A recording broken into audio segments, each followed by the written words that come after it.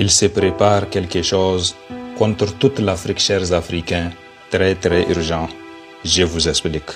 Alors, chers Africains, dans cette vidéo, je vais vous donner les 5 raisons à cause desquelles, malgré que les 3 pays de l'AES sont devenus plus forts grâce à leur union, les terreaux continuent d'exister, de subsister, de persister et de commettre leurs exactions sur les terres de l'AES.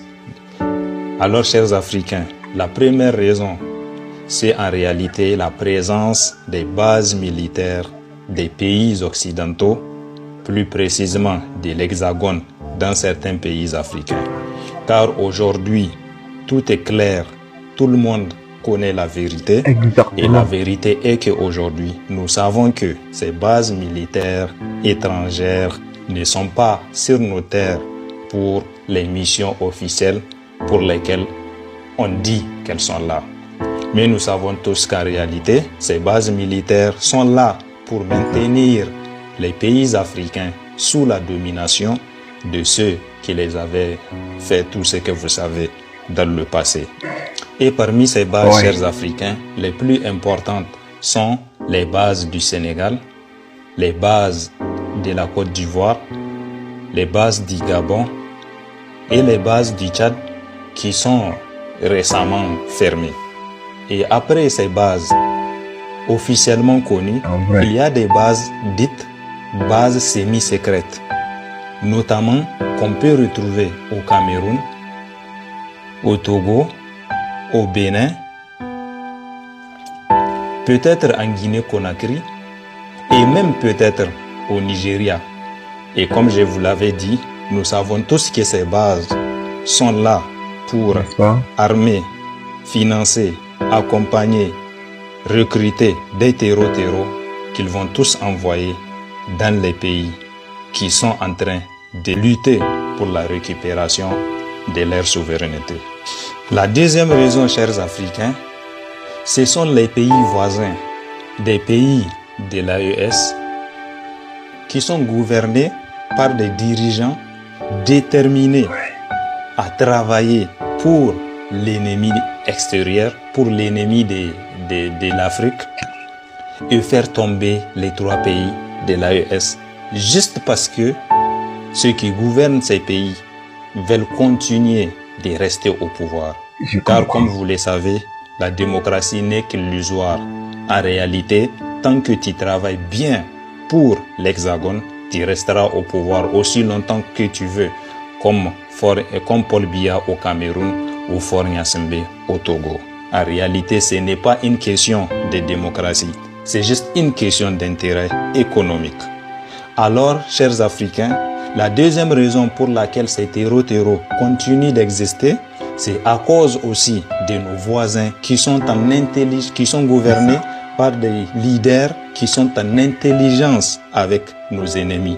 Parce que ces pays voisins ont des accords militaires avec l'Hexagone et ces accords militaires servent effectivement à ce que ces pays voisins permettent à ce que les militaires de l'Hexagone, les militaires occidentaux puissent venir sur ces terres et former, armer, financer des terreaux pour aller soumettre sous leur domination tout pays africain qui tente de se battre pour sa liberté, pour sa souveraineté et pour son indépendance. Je vous parle plus précisément des pays comme la Côte d'Ivoire, des pays comme le Bénin et des pays comme le Nigeria. Et à ces 3 pays, j'ajoute aussi 2 pays maghrébiens, dont la Mauritanie et l'Algérie.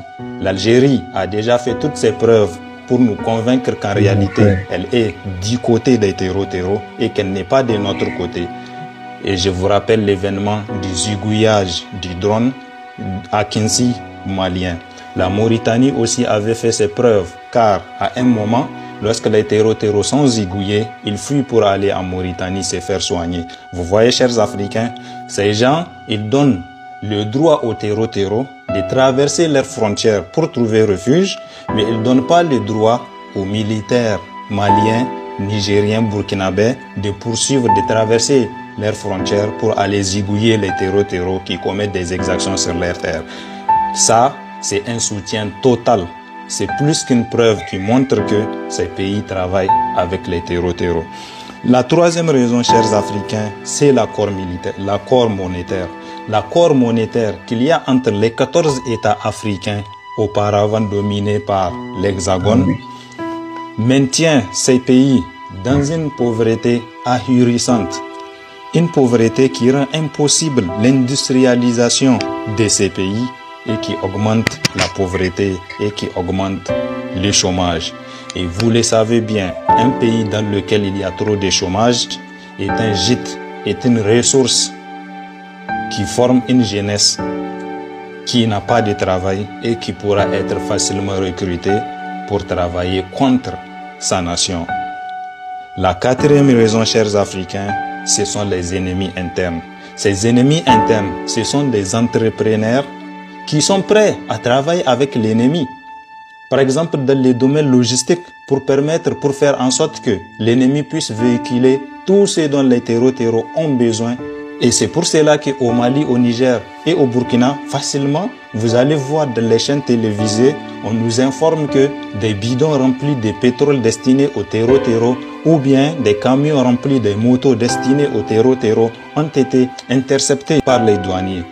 En réalité, si cela est possible, c'est parce que l'ennemi travaille aussi avec des ennemis internes de nos nations qui vivent à l'intérieur de nos nations et qui prennent de l'argent, qui sont prêts à mettre de côté l'intérêt général pour leur simple intérêt individuel.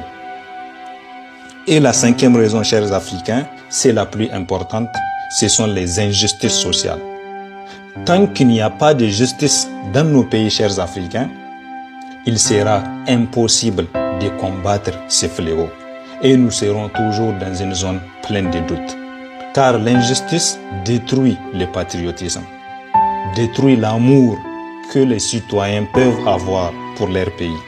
Et un citoyen qui n'a pas d'amour pour son pays, un citoyen qui n'est pas prêt à se battre pour son pays parce que vidé de tout amour envers ces pays, sera toujours présent pour travailler contre ces pays.